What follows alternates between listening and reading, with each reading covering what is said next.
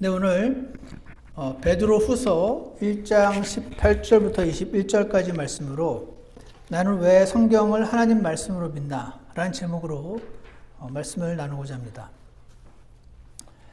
여러분이 집에 이렇게 조용히 앉아있는데 갑자기 하늘이 열리더니 환상 가운데 막 들어가서 나는 어떤 사람이 나는 하나님이라우 하면서 어떤 말을 해주는데 그 말의 내용이 기록된 하나님 말씀과 다르면 그때 어떻게 해야 하는가 하는 것을 가르쳐주는 성경 구절이 오늘 우리가 읽었던 본문 말씀입니다.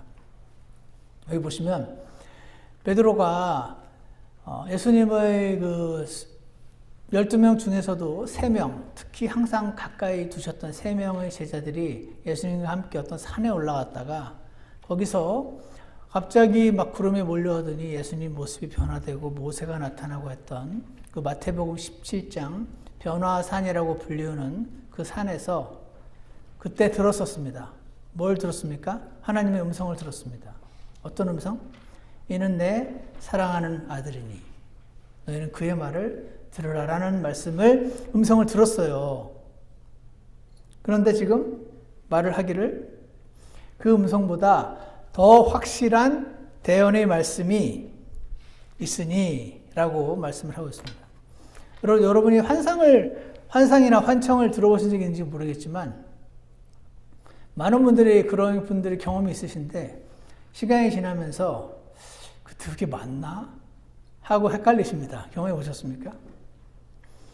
우리가 아무리 놀랍고 신비한 경험을 했더라도 그 경험조차도 하나님 말씀으로 판단해서 하나님 말씀과 다르면 내가 그냥 혼자 꿈꾼 거구나 아니면 사탄이 나한테 무슨 생각을 줬구나 쳐버리면 됩니다.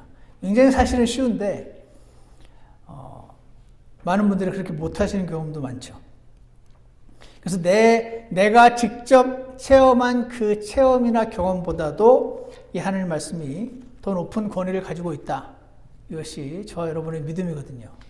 왜 그러냐면 오늘 방금 읽었던 그 말씀과 또 많은 구절이 있지만 그렇게 말씀하셨기 때문에 그래요. 또 플라톤 들어보셨죠?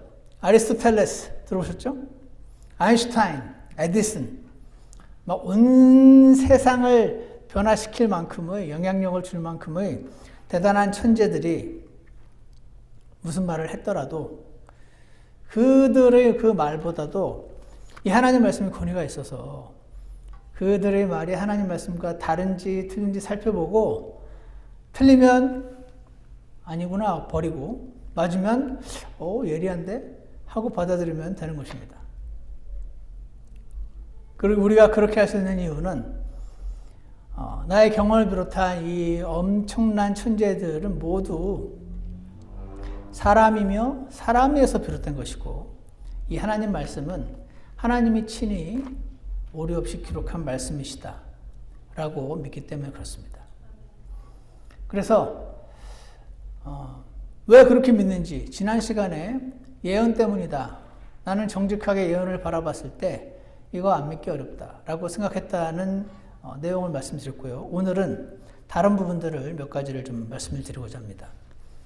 나는 왜 요즘 같은 현대 세상에 이 하나님 말씀이 가장 높은 권위를 갖고 있는 하나님 말씀이라고 믿게 되었는가? 첫 번째는요. 로마서 3장 4절 때문입니다. 로마서 3장 4절 한번 펴주시겠습니까? 로마서 3장 4절에 이런 말씀이 적혀 있는데 같이 한번 읽어보겠습니다. 시작. 결코 그럴 수 없느니라. 참으로 하나님은 진실하시되 사람은 다 거짓말쟁이라 할지어다. 이것은 기록된 바 이로써 주께서 주의 말씀하신 것에서 의롭게 되시고 판단 받으실 때에 이기시리이다 함과 같으니라. 왜 성경을 하나님 말씀으로 믿냐면요. 성경은 사람이 다 거짓말쟁이임을 드러내주는 책이기 때문입니다. 다시 말해서 사람의 감추고 싶은 추악한 모습을 가감없이 드러내고 있는 책이기 때문에 그렇습니다. 지금은 안 그런데 여러분, 미국에서 이 여성들이 투표할 수 있는 투표권이 생긴 지 이제 겨우 100년 정도 된 거 아십니까? 얼마 안 됐어요. 미국이 그랬다는 것만 봐도 아는 것처럼 여성들의 사회적인 위치는 역사적으로 지극히 낮았던 것이 사실입니다. 제가 한국에 있을 때만 해도요, 택시가 가는데 첫 손님이 여자 손님이면 재수없다고 택시 기사들이 욕을 하던 때가, 아마 지금은 안 그러겠죠? 제가 한국에 있을 때도 그랬어요. 하물며 미국이 100년 전, 한국도 하물며 지금으로부터 1000년 전만 해도 여성의 사회적 지위는 어땠겠습니까? 1000년이 뭡니까? 2000년, 3000년, 4000년 전에 여성의 아마 사회적 지위는 짐승보다 조금 나은 아마 그 정도였을 것으로 보입니다. 근데 여러분, 마태복음 1장에 보시면은요, 다 같이 마태복음을 한번 와보시겠습니까?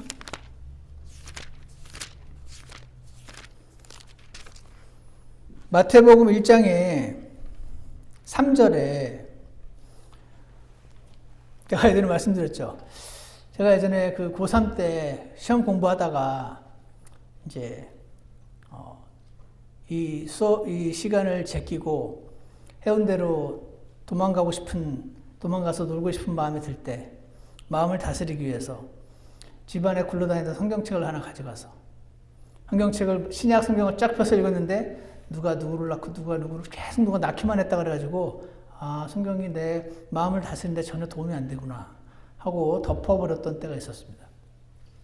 근데 여기 보시면 3절에 유다는 다말에게서 베레스와 세라를 낳고 라는 말이 나옵니다. 다말이 여자거든요. 이 예수님 유대인의 왕이 오시는 족보에 굳이 다말 안 넣어도 됩니다. 그냥 유다는 베레스를 낳고 베레스와 세라를 낳고 베레스는 이렇게 적어도 된단 말이에요. 근데 왜 굳이 다말을 넣었을까? 이거 되게 이상한 겁니다. 이 다말이 굉장히 눈살을 찌푸리게 하는 행동을 했던 것이 창세기 38장에 나와 있어요. 오늘 굳이 찾아보진 않겠습니다. 관심 있으신 분들은 다말이 무슨 짓을 했더라, 창세기 38장을 한번 찾아보세요. 그리고 그녀와 함께 나타난 오난이라는 사람이 있습니다. 이 사람은 더 눈살을 찌푸리게 만드는 행동을 합니다. 이러한 이들의 행동들을 있는 그대로 다 기록을 해놨습니다. 굉장히 눈살을 찌푸려지는 행동을 했는데 한 건 그렇다 쳐요.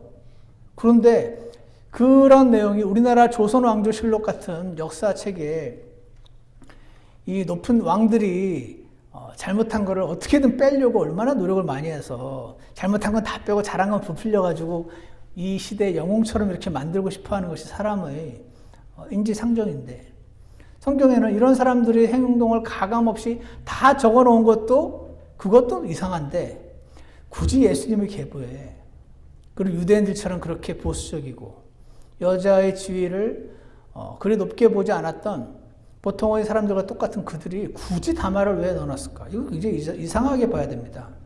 5절을 보시면요, 살몬은 라합에게서 보아스를 낳고라고 되어 있습니다. 개혁성경은 라합이 기생이라고 되어 있지만 킹덤 성경에 보면 창녀라고 정확히 번역되어 있습니다. 창녀 라합이라는 존재를 굳이 여기다가 넣어야 됐나? 그냥 살몬은 보아스를 낳고 이렇게 해도 아무 문제 없거든요. 여러분의 족보에 우리 할머니나 저기 증조 할머니가 창녀였다면 만약에 굳이 저분 얻고 싶겠습니까? 저 같으면 어떻게든 빼고 싶을 것 같은데요. 5절 또 보십시오. 보아스는 룻에게서 오벳을 낳고, 룻은요 모압 여인입니다. 유대인들의 시각에서 당시에 특히 이방인들은 몹시 업신여겼던 그런 존재들입니다. 이방인도 업신여기는데 이방 여인 룻이라는 존재를 굳이 예수님의 계보에 넣었다. 6절을 보세요. 이새는 다윗 왕을 낳고, 다윗 왕은 그냥 솔로몬을 낳았다고 하면 되잖아요. 근데 굳이 우리아의 아내였던 여자에게서 솔로몬을 낳았다는 말이 나옵니다. 이런 거를 보면은요, 여자라는 존재들을 불과 100년 전만 해도, 30년 전만 해도, 200년 전만 해도 있을 수 없는 사회적인 위치를 가진 존재들을 1000년도 아니고 2000년도 아니고, 왜 그것도 일반 보통 사람들의 족보도 아니고 이 나라의 왕이 되실 메시아의 계보에다가 집어넣고, 그것도 보통 여자도 아니고 창녀와 이방 여인과 보기만 해도 지금의 시각으로 눈살을 찌푸리게 만드는 그런 일을 자행했던 사람들을 집어넣고도 하나님은 전혀 수치스러워하지 않으시고 개의치 않으시는 것을 보게 됩니다. 왜죠? 사람들은 다 거짓말쟁이니까. 누가 좀 낫고 누가 좀 덜하다고 여기지 않으시는 거를 저는 봅니다. 사람은 그러지 않잖아요. 사람은요, 야, 저 사람은 버벅이도 살 사람이고, 저 사람은 정말 인격자고, 저 사람은 쓰레기고. 이렇게 외치지만, 하나님은 인격자? 도덕적인 도덕군자? 그런 게 어딨어. 모두 구원이 필요한 죄인들이다. 그렇게 말씀하시는 겁니다. 그런 죄인들을 사용하셔서 메시아를 이 세상으로 보내시는데 아무런 문제도 없었고 거리낌도 없으셨다. 라는 말씀이 우리가 볼 수가 있습니다. 여러분, 창세기에 유대인들의 조상으로 치는 대표적인 사람이 아브라함이잖아요. 이 아브라함은 이슬람교 교도들도 그들의 민족의 조상으로 여깁니다. 기독교도 마찬가지입니다. 이 아브라함은 전 세계 가장 큰 3대 종교가 전부 자신들의 믿음의 조상으로 여기는 사람이에요. 근데 이 아브라함이 굉장히 치졸한 죄를 짓는 거가 나옵니다. 사라를, 자기 아내를 여동생이라고 속여서 목숨을 부지하는 그런 장면들. 그랬다 칩시다. 빼야지. 그잖아요. 아브라함을 이런 추앙받는 민족의 아버지로 받들려면 빼야지. 안 빼잖아요. 그뿐입니까? 그 아들 이삭, 부전자전이라더니 아버지와 똑같은 죄를 짓습니다. 그것들을 다 기록을 그대로 다 해놨습니다. 다윗은 어떻습니까? 여러분, 다윗이 하나님이 내 마음에 합한 자라고 하셨음에도 불구하고 그가 지은 죄는 매우 가증스럽기 짝이 없습니다. 남의 아내를 탐한 것도 모자라서 그 남편을 죽이려고 하는데 그 남편이 자신을 위해서 목숨을 걸고 싸우는 충성스러운 부하예요. 근데 얘가 죽어야 되니까 가장 치열한 전쟁터에 가장 선봉에 세우는 치졸한 왕의 모습을 그대로 적어놨잖아요. 빼야죠. 다윗의 후손이 되어야 되는데 이 민족이 빼야죠. 이런 것들 왜 지금도 정치 이런 기사들을 보시면 옛날 역사를 자꾸 왜곡을 해가지고 그 역사적으로 유명했던 사람들이 사실은 그렇게 나쁜 사람이 아니었다는 것처럼 이렇게 만들고 싶어하는 경향이 있다는 말이죠. 그런데 우리 하나님은 우리와 다르게 사람을 외모로 안 보시는 거죠. 취약한 모습이 있는데 가리려고는 안 하세요. 하나님은 안 가리려고 한다 칩시다. 사람이 썼는데 결국은 빼고 싶을 거 아닙니까? 못 뺀 겁니다. 누군가 빼고 싶었더라도. 그거를 그대로 드러내신 이 책을 보면은 저는, 야, 이건 사람이 쓰긴 했지만 하나님이 컨트롤 하셨네. 이거 사람이 쓴 책은 이렇게 안 하지. 저는 그렇게 생각합니다. 여러분과 저와 같은 평범한 사람의 할머니가 창녀였다면, 다른 남자의 아내였는데 우리 할아버지가 간통과 살인 교사를 통해서 아내로 맞이한 분이 우리 할머니라면 굳이 족보에 안 드러내고 싶죠. 남자만 적어도 충분한 족보에. 이거 적어놓으면 나중에 어떻게 하겠습니까? 내 아들이 아빠, 우리 증조할머니 창녀였어요? 모를 거 아닙니까? 그런 말을 굳이 내 아들에게 안 알리고 싶지 않습니까? 어떻게든 불리한 점을 가리려는 사람의 욕망을 하나님께서 누르시고 평민의 계보도 아닌 왕의 계보에 이방인을 개로 취급했던 과거 유대인의 왕의 계보에 남의 아내와 이방 여인이었던 분도 일일이 굳이 다 집어넣으신 분. 저는 이것은 하나님이 하셨기 때문이라고 믿습니다. 여러분은 어떻게 했는지 모르지만 저는 이 사람의 이 추악하고 지금 기준으로부터 보기에도 눈살이 찌푸려지는 이런 죄들을 그대로 다 적어 놓으신 것 자체가 이 책이 하나님 말씀이기 때문이라고 확신을 가지는 계기 중에 하나였습니다. 여러분은 그렇게 생각하십니까? 두 번째는요, 기가 막힌 통찰력들이 가득한 책이어서, 인사이트. 사람의 뭐라고 해야 돼요? 사람이 어떤 존재인지에 대한 기가 막힌 그 통찰력들이 가득한 책이어서 저는 이 성경을 하나님 말씀으로 믿는데요. 제가 이제 1998년에 제 회사 동료 직원이 저에게 복음을 전해서 제가 구원을 받았었는데 구원을 받고 나서 이런 생각이 드는 거예요. 그 형제님이 저에게 6월 달쯤에 그 하나님 말씀을 펴서 복음을 설명해 주기 약 3, 4개월 전에 제가 술을 마시고 너무 괴로워가지고 그날 아침에 18층에 가서 흡연실에서 담배를 피면서 저기 밑에 있는 그 술집 골목들을 바라보다가 갑자기 어느 순간 띵 생각이 들어서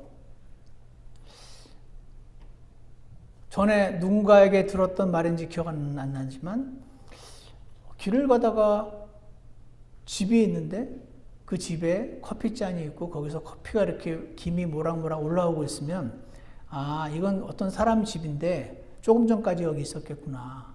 이렇게 생각하는 것이 당연한데 그 누구도 오랜 시간 진화의 과정을 거쳐서 나무가 저절로 베어지더니 번개에 의해서 그게 저절로 맞춰져서 이렇게 집이 완성되고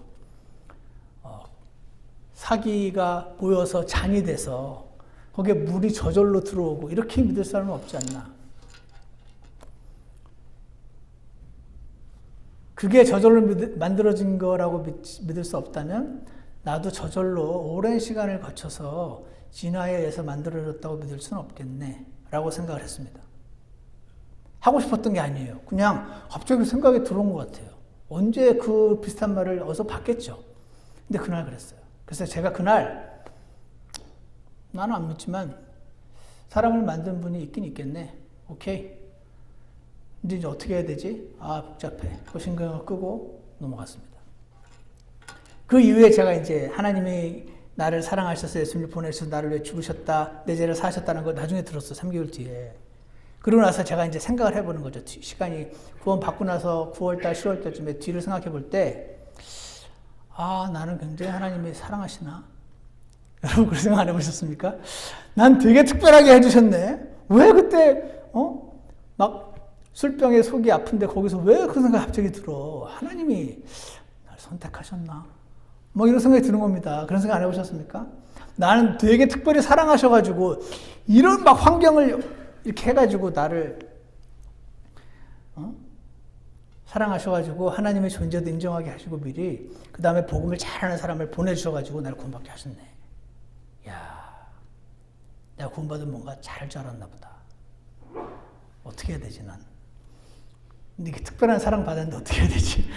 이렇게 생각을 했었습니다. 여러분도 그러지 않습니까? 나중에는 이런 생각이 들었습니다. 여러분, 죄는 선택할 수 있는 거여야지 죄가 돼요. 내가 선택할 수 없었던 것은 죄로 안 여기십니다, 하나님께서.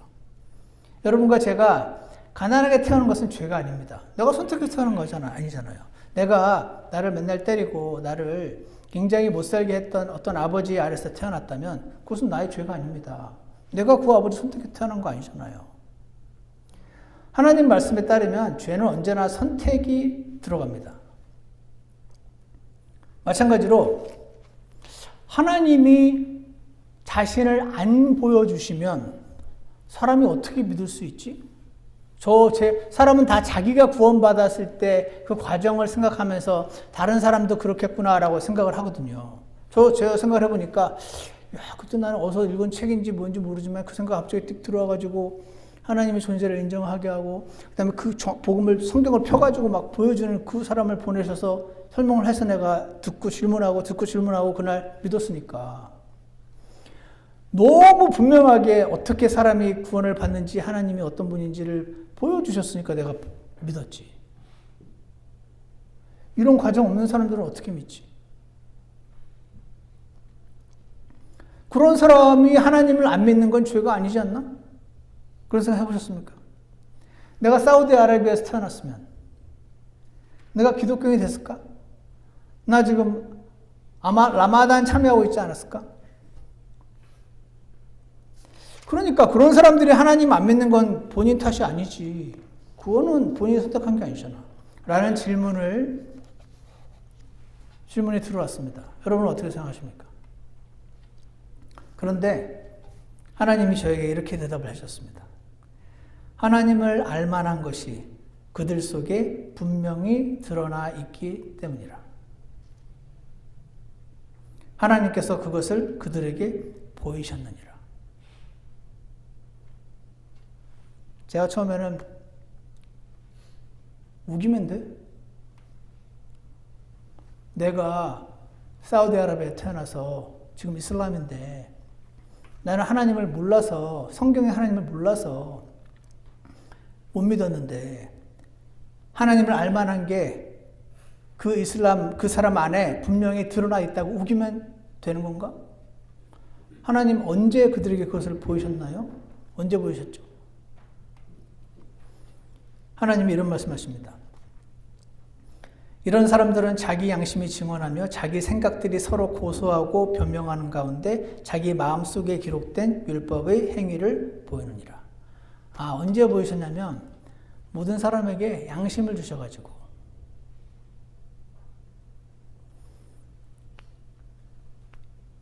그 양심에다가 하나님의 존재를 기록해 놓으셨기 때문에 모든 사람에게 보이셨다라고 대답을 하시는 겁니다. 여러분, 양심이 우리의 오르건이 아니잖아요. 이렇게 해부하면은 사람 안에 간이 있고 콩팥이 있고 아니잖아요. 양심 안 나오잖아요. 근데 이 양심이 있다는 게 전 세계 모든 사람 안에, 모든 사람이 자기 안에 양심이 있다는 걸 다 인정합니다. 한국 사람뿐 아니라 흑인, 백인 할 것 없이 전부 다 인정합니다. 그래서 언젠가 제가 이상하다. 이거 어떻게 다 인정하지? 그냥 우리 동네 사람들만, 한국 사람들에게만 있으면 말이 되는데 어떻게 전 세계 사람들을 다 인정하지? 라고 생각을 했었는데 하나님이 마음판에 기록된 율법이라고 적어 놓으신 거예요. 사람 안에 마음판에 이렇게 하면 잘못이고 저렇게 하면 잘못이 아니라는 걸 다 적어 놓으셨다는 거죠. 그래서 나는 하나님을 몰랐어요 라고 변명할 수 있는 사람이 없다라고 하신 이 말씀이 제게 충격으로 다가온 적이 있습니다. 여러분, 제가 이 양심 죽이기 전문가였습니다. 이 양심이 자꾸 소리치면 골치 아프지 않습니까? 내가 이 잘못을 해야 되는데 자꾸 안에서 야, 너 그거 잘못이야. 그러면 안 되지. 이러면 시끄러워. 그거 누가 정했어? 그건 오랜 동안 지나오면서 네가 갖게 된 고정관념일 뿐이지. 그거 누가 정했는데? 이렇게 하면 안 되는 이유가 뭔데? 하면서 제가 계속 양심을 찍어 누르면서 이게 소리치지 못하게 죄를 지어야겠는데 소리치면 마음이 괴로우니까 그렇게 몇 번 쥐어박지 않습니까? 조용해집니다. 나중에 한 번 더 소리칠 때 그때 마지막으로 한 번만 더 밟아주면 그 다음부터 정말 조용해집니다. 그러면 나는 그 죄를 떳떳하게 이제는 양심도 소리치지 않게 지을 수가 있는 거예요. 근데 제가 구원받고 나서 이 무뎌졌던 양심이 살아난 거예요. 이것도 이상하잖아요. 왜 살아나요? 내가 열심히 죽였는데. 예? 제가 열심히 죽여놨단 말입니다. 도대체 왜 살아납니까? 근데 하나님이 우리 마음이 예수님의 피로 뿌림을 받아 악한 양심으로부터 벗어났고 라는 말씀을 적혀 있는 걸 보고 와, 아멘 했습니다. Having our hearts sprinkled from an evil conscience. 예수님이 흘리신 그 피가 나의 모든 죄를 사했다고 받아들이는 그 순간 잘은 모르겠지만 성령님 안에 들어오셔서 나의 무뎌졌던 양심을 살아나게 하시고 예전에는 아주 마음 편하게 짓던 죄들이 이제는 괴로워졌습니다. 예전에는 아무도 안 보는 데서 해서는 안 되는 일을 아무도에게도 안 들키고 할 수 있는 상황에서 여러분 그 영화 미국 영화에도 나오던데 내가 지금 뭔가를 하려고 하는데 갑자기 여기서 하얀 애가 나타나가지고 야 그러면 안 돼 하면서 막 말을 합니다. 그러다 갑자기 까만 애가 나타나가지고 삼지창을 들고 야 괜찮아 해도 돼 라고 이 둘이 막 싸우는 이런 거 있잖아요. 이거 우리나라 사람만 경험하는 거 아닙니다. 미국 사람이 만든 영화에도 나옵니다. 이게 뭡니까? 자기 양심이 증언하며 자기 생각들이 서로 고소하고 야 그러면 안 되지 괜찮아 그 누가 정했는데 괜찮아 네 고정관념이지 아니야 양심이 서로 고소하고 변명하는 가운데 자기 마음속에 기록된 율법의 행위를 보이느니라. 와 제가 너무 놀랐습니다. 여러분 놀라신 적 있습니까? 이게 전 세계 사람들이 다 압니다.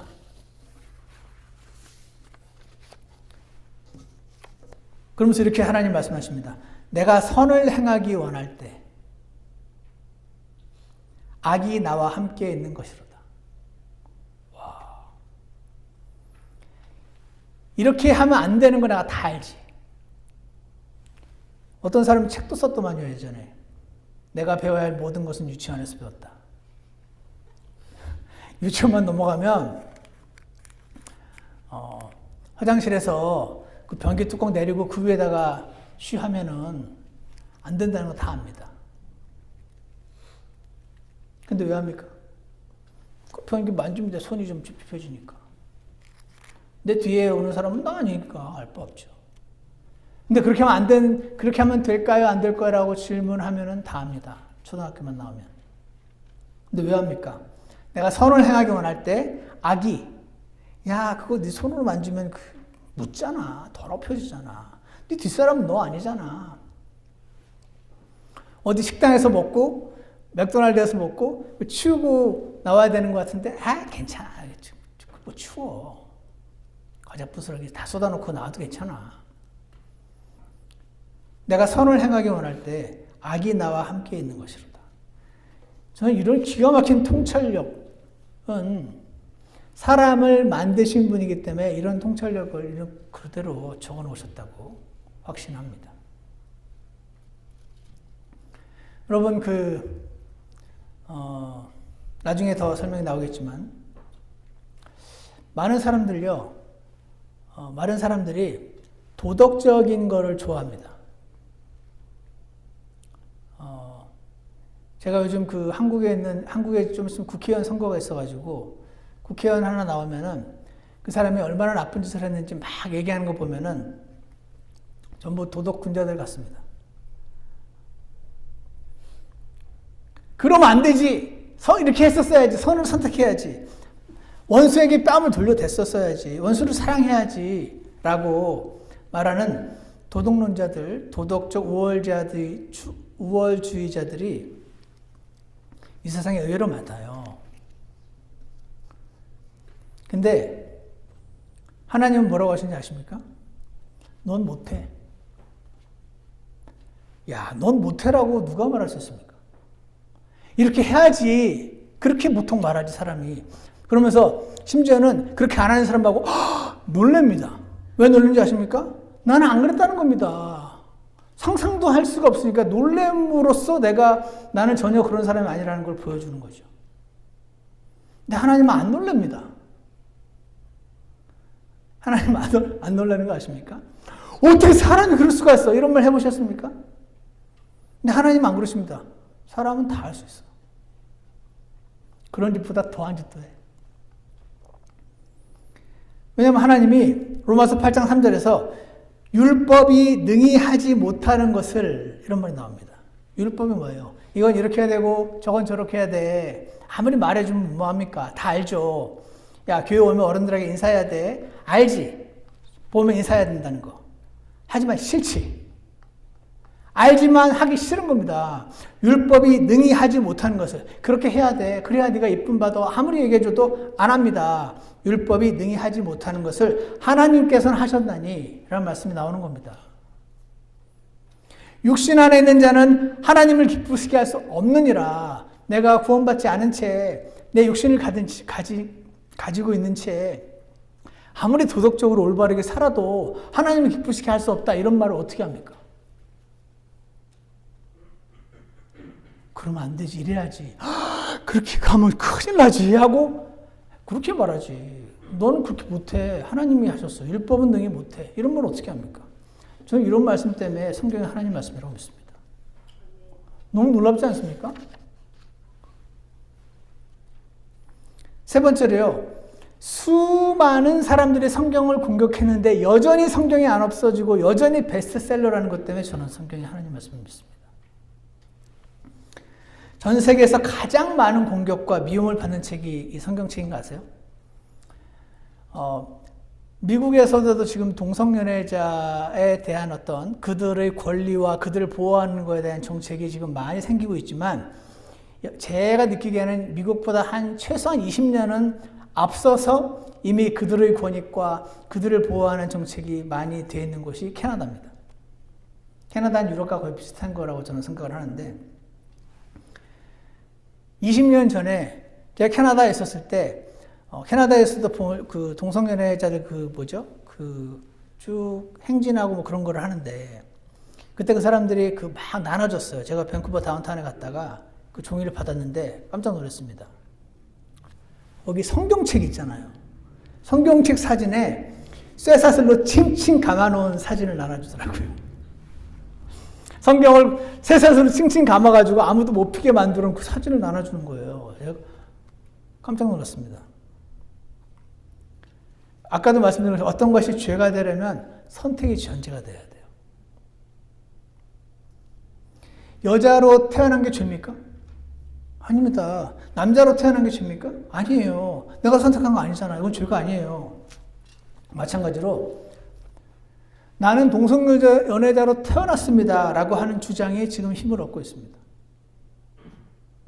박사학위가 막 여러 개의 의사가 말하고 선택하는 거 아니다. 그렇게 태어난다. 다. 그러니까 여자로 태어난 거로 인해서 내가 차별을 받아야지 않는 것처럼 동성연애자로 태어났으니 이걸 차별하면 안 된다라는 주장이 여러 의학 박사, 무슨 박사들에 의해서 지지를 받고 그 이론이 펴지고 있습니다. 근데 이 세상에서 성경책에서만 그게 죄라고 규정을 해놨어요. 성경책에서 그게 죄라고 규정했다는 뜻은 그렇게 태어난 사람은 없다는 뜻입니다. 저는 그렇게 믿습니다. 왜냐하면 하나님은 선택할 수 없는 걸 죄라고 하지 말란 말 절대 안 하시거든요. 넌 절대 여자가 되지 마라. 이런 말 안 하신단 말입니다. 그러니까 성경책을 칭칭 감아야죠. 제가 그런 생각했습니다. 제가 만약에 구원을 안 받은 동성연애자라면 저는 이 세상에서 성경책을 없애는데 최선을 다해야 한다고 생각합니다. 저는 막 정치 이걸 하면서 우리를 인정해달라 막 그렇게 저는 안 할 것 같고 이 책만 없으면 게임 끝이야 라고 생각해서 이 책을 없애려고 제 인생을 바칠 것 같다는 느낌이 들었습니다. 저거의 본질을 공격해야 되잖아요. 이 세상에 아무도 없습니다. 이게 죄라고 규정해 놓은 책은. 저도 그러니까 이게 내가 열심히 노력하면 성경책을 없앨 수 있을 거라고 생각하고 열심히 했겠죠. 그래서 제 인생을 낭비하지 않게 해주신 하나님께 감사합니다. 절대 권력의 로마 황제들도 그렇게 성경책을 없애려고 했고요. 러시아 공산주의자들, 이 사람들도 열심히 없애려고 했었습니다. 어떻게 했냐면요. Lenin and Marx both predicted that the Bible would become only a relic in a new classless atheistic society. 이렇게 생각했습니다. 레닌과 막스가 앞으로 이런 세상이 될 거야. 어떤 세상? 성경은 옛날에 그런 책이 있었더랬더라 라고 생각하는 렐릭, 그런 흔적만 남아있는 그런 책이 될 거고, 이 사회는 classless, 계급이 없는, atheistic, 하나님은 없다고 믿는 그런 사회가 될 거야 라고 예언을 했었습니다.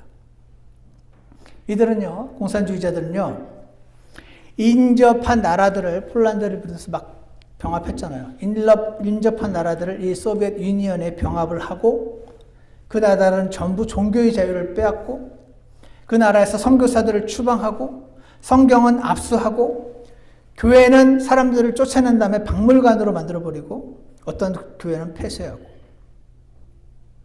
그래서 수백만 명의 시민들이 기독교인들과 함께 1920년대와 30년대에 모두 다 죽여버렸는데 여전히 건재하네요. 그때 이렇게 물었대요. 공산주의자들이. Are you with the Marxists or the believers? 너 막시스트야?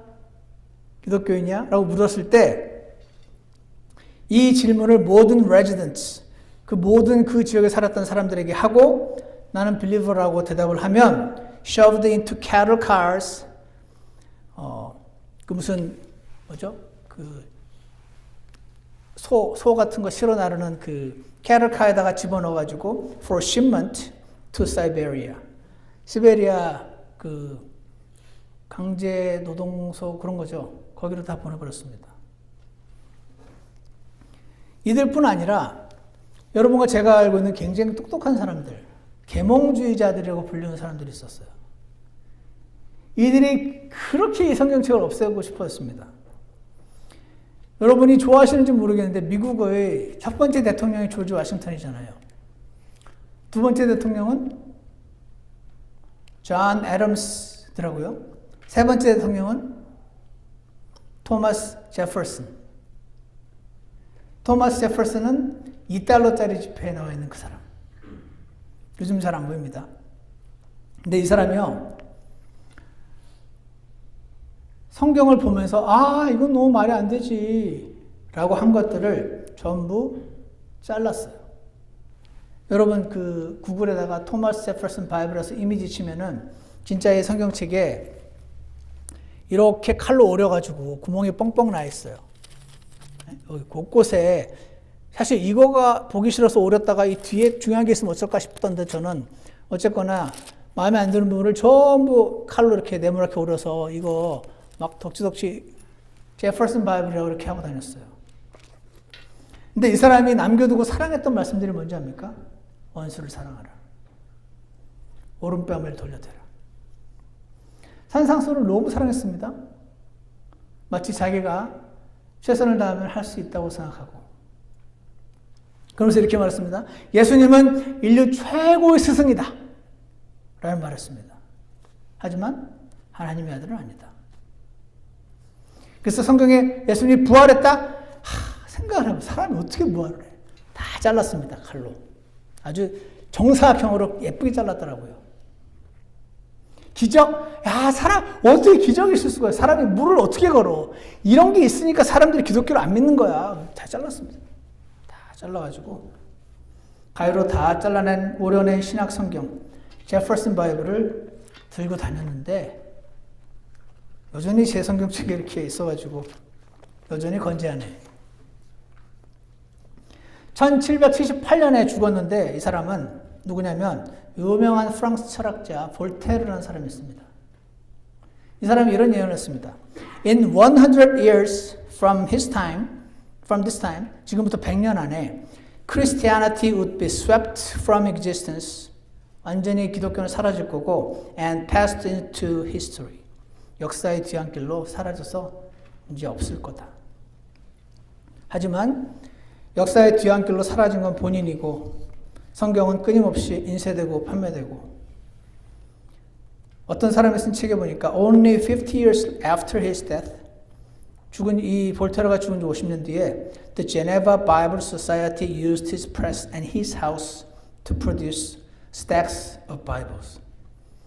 이 볼테르 집을 제네바 바이블 소사이티 사가지고 그 사람이 쓰던 그 인쇄 기계를 사용해가지고 성경을 찍어내는 이런 아이러니가 있었습니다.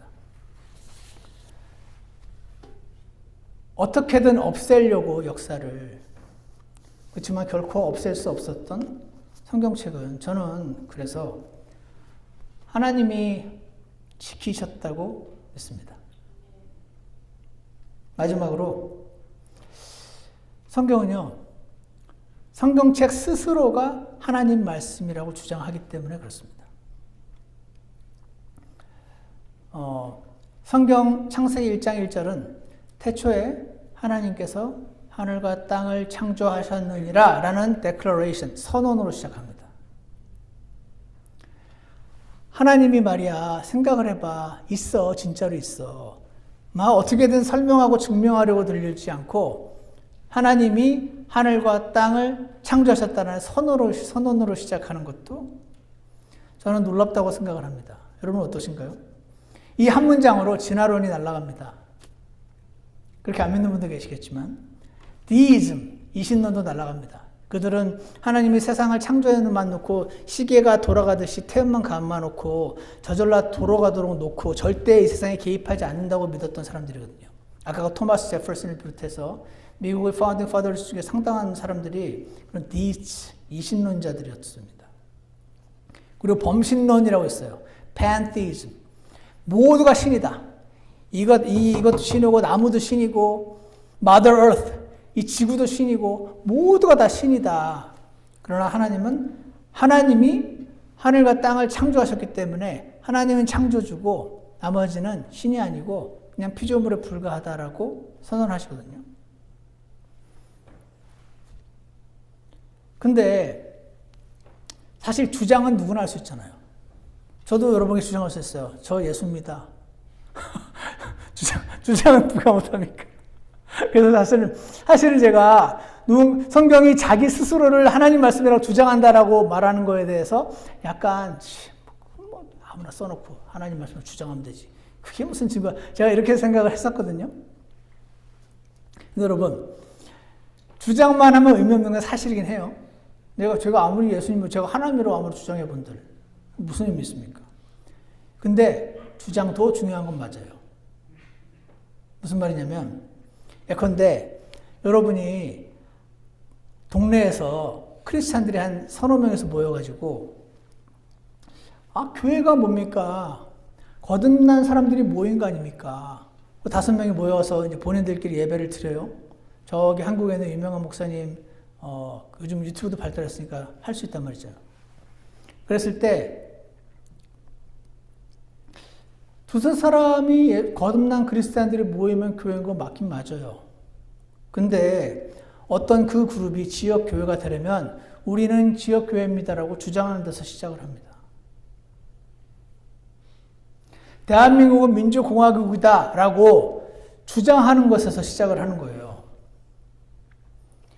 야, 잘 봐봐. 우리를 봐봐. 누가 봐도 민주공화국이잖아. 이렇게 안 하고요. 우리는 민주공화국이다라고 선언하고 시작을 하고, 미국은 영국으로부터 독립했다라고 선언하고 시작하고, 우리는 이러이러한 것을 하는 지역교회입니다라고 선언을 하는 것이 중요하다는 것입니다.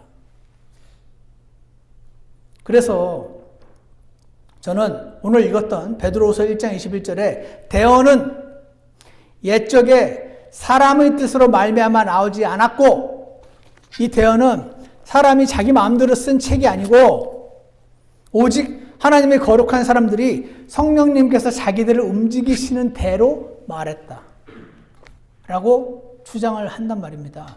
저는 이걸 믿고요. 디모데후서 3장 16절에서는 모든 성경 기록은 하나님의 영감으로 주신 것으로 영감으로 주셨다 이거 주장을 한다는 말입니다. 아까도 말씀드린 주장은 누구나 다 할 수 있어요. 주장을 하니까 이제 확인해 보는 작업이 필요한 거죠. 저는 인용강을 셌었고 모든 성경 기록은 하나님의 영감으로 주신 것으로 교리와 첫 번째가 닥추린이에요. 닥추린은요 티칭이라는 뜻이에요. 티칭은요 이게 죄야 라고 써놓은 겁니다. 이거는 죄가 아니고 이거는 죄야 라는 티칭입니다. 예수님은 하나님이야 라는 티칭. 구원은 행위가 아니라 믿음으로 받아라는 티칭. 교리입니다, 이게. 티칭. 하나님이 영감으로 주신 것으로 첫 번째가 교리, 티칭, 기준입니다. 여기 기준이 이렇게 나와 있으니까 두 번째가 책망입니다. 책망이 나옵니다. 기준이 있으니까 책망이 나오죠. 시속 50마일입니다 라는 기준이 있으니까 왜 80마일로 달려요? 라고 그러면 안 되지 하고 책망을 하는 겁니다. 기준이 없으면은 각자가 나는 이 길은 80마일로 시속 80마일로 달려도 된다고 생각해요. 내 기준은 그래요. 당신 기준을 나한테 강요하지 마세요. 여기 써있기를 50마일로 써있는데 그건 당신 기준이지, 당신 생각이지. 나는 이 길은 80마일로 달려야 된다고 생각합니다. 이렇게 미국 경찰한테 말하지 마십시오. 미국 경찰이 굉장히 무섭습니다. 바로 끌려나가지고 두드려 맞고 목을 이렇게 무릎으로 눌릴지도 모릅니다. 내가 내 생각에 이런 기준이 맞다고 아무리 주장해도 소용이 없는 겁니다. 하나님이 영감으로 주셔서 교리가 나오니까 아니지 그건 틀렸지라는 책망이 가능한 겁니다. 누가 누구에게 감히 책망을 할 수 있습니까? 기준이 없는데 책망을 어떻게 하죠? 기준이 있으니까 책망을 할 수 있는 거예요. 바로잡음과 책망을 하니까 바로잡음이 가능하죠. 의로 교육하기에 유익하니. 이것은 하나님의 사람이 완전하게 되어 하나님의 사람이 이렇게 뭐가 난 사람이 깎이고 부족한 부분이 채워지고 해서 완전 컴플릿 해지는 걸 말하죠. 모든 선한 일에 철저히 갖추어지게 하려고 하나님이 영감으로 이 말씀을 기록하시고 섭리 가운데 우리 손에 보존하셨다라고 주장을 하고 있는 것입니다. 이렇게 주장을 하면 확인을 해봐야 되는 겁니다. 진짜인지 아닌지. 자기가 써놓고 지금 괜히 아무나 써놓고 영감을 기록했다고 하는 건지 아닌지. 그래서 제가 이번 주에 가만히 있어봐. 나는 왜 성경에 하나님 말씀이라고 믿고 있지? 저는 여기서 이렇게 설교단에 서서 하나님의 말씀을 전할 때 간혹 그런 경우가 있어요. 어떤 교회는요, 거기 앉아있는 성도님들이 다 교수예요. 막 박사학위 다치면 막 3, 40개 되는 사람들이 앉아있어요. 솔직히 그런 분들이 어떤 목사가 앞에 서서 말하는데 뭐 들을 게 있을까요? 머리도 훨씬 좋을 거 아닙니까? 공부도 더 많이 하고. 근데 내가 내 말로 뭔가를 설득하려고 하면 불가능하겠지만, 아니 하나님이 이렇게 기록하신 말씀이 이게 무슨 뜻이고 그러니까 우리가 이렇게 하는 게 맞다라고 설명하셨으니까 앞에 서서 말을 할 수가 있지. 그렇지 않으면 제가 어떤 교회가 막 주눅 들고 어떤 교회는 막 여긴 다 막 초등학교 졸이야? 오케이. 이렇게 합니까? 내가 왜 성경을 하나님 말씀으로 믿지? 리더의 사람들의 추악한 모습을 가감없이 드러내고 하나님이 딱 여기에 기록을 해놓으니까 아무도 못 뺐네? 그래서 하나님 말씀이라고 확신합니다. 기가 막힌 통찰력들이 가득합니다. 율법으로는 아무도 못한다. 뭐가 옳은지는 알지. 하지만 옳은 일을 할 만한 힘이 당신에게 없다. 죄로 타락해서.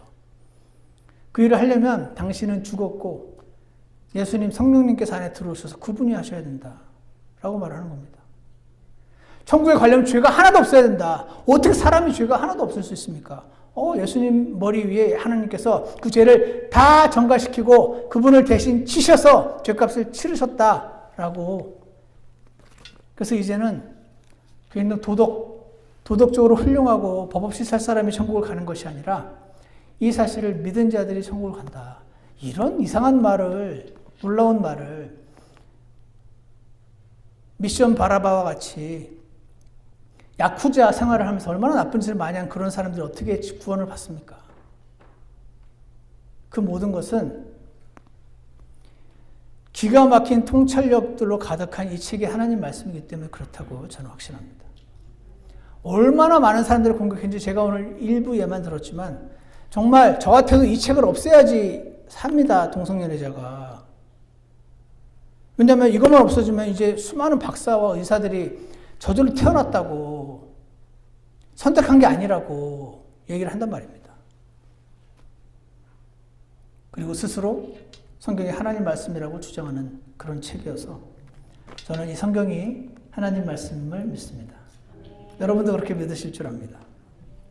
그래서요, 하늘로부터 나온 이 음성은 우리가 들었는데 우리에게는 더 확실한 대언의 말씀이 있으니 날이 새어 샛별이 너희 마음속에 떠오를 때까지 너희가 어두운 곳에 비치는 빛을 대하듯 이 말씀에 주의를, 진짜 어디 그런 말이 써 있는데 주의를 기울이는 것이 잘하는 것이라 라는 이 말씀이 여러분과 제 안에 깊이 심겨지기를 원합니다.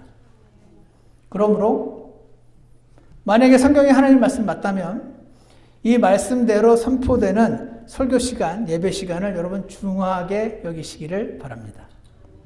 어떻게 하는 게 중요하게 여기는 겁니까? 토요일날 일찍 주무시는 겁니다. 나는 주일날 너무 피곤해요. 토요일날 늦게 자서 그렇습니다. 그리고 주일 예배 모이는 것을 가장 중요한 여러분 인생의 중요한 일로 여기시기를 바랍니다. 만약 성경에 하나님 말씀이 맞다면 내 문제에 대한 답도 여기 있겠지? 뭐 구체적으로 써있지는 않지만 말씀을 읽다 보면 이 말씀으로 말씀해 주시겠지.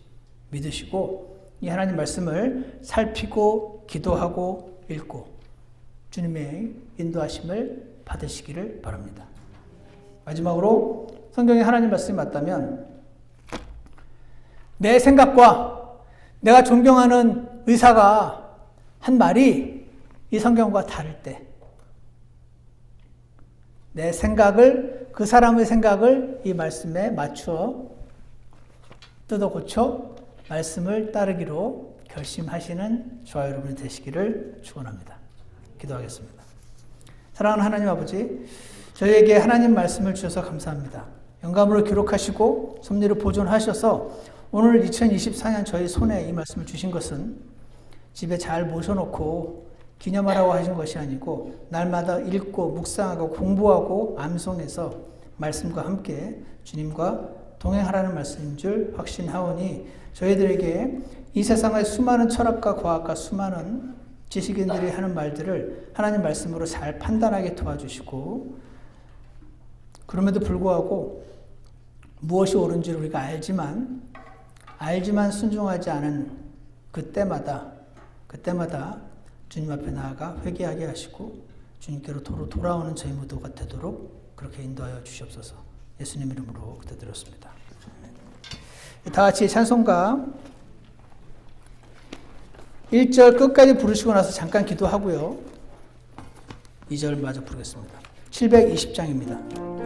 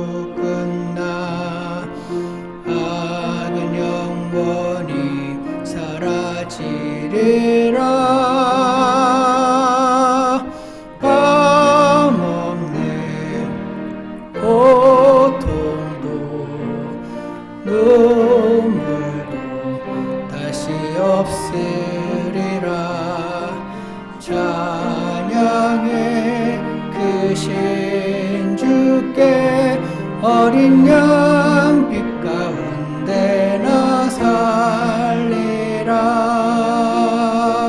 거길 보라 나를 위해 예비된 집 온토록 주와 함께 살아갈 집 밤없네 고통도 눈물도 다시 없으리라. 찬양해 크신 주께 어린 양빛 가운데 나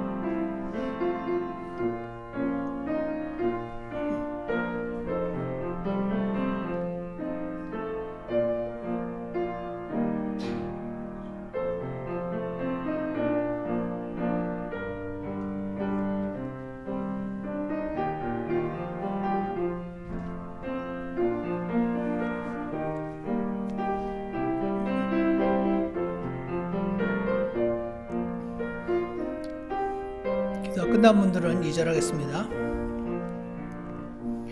모든 민족 엎드려서 찬양하리. 우리의 왕 그리스도만 찬양하리. 그 책에서 이름들 불릴 때 나의 왕 앞에 나 두려움 없네. 밤 없네. 고통도 눈물도 다시 없으리라.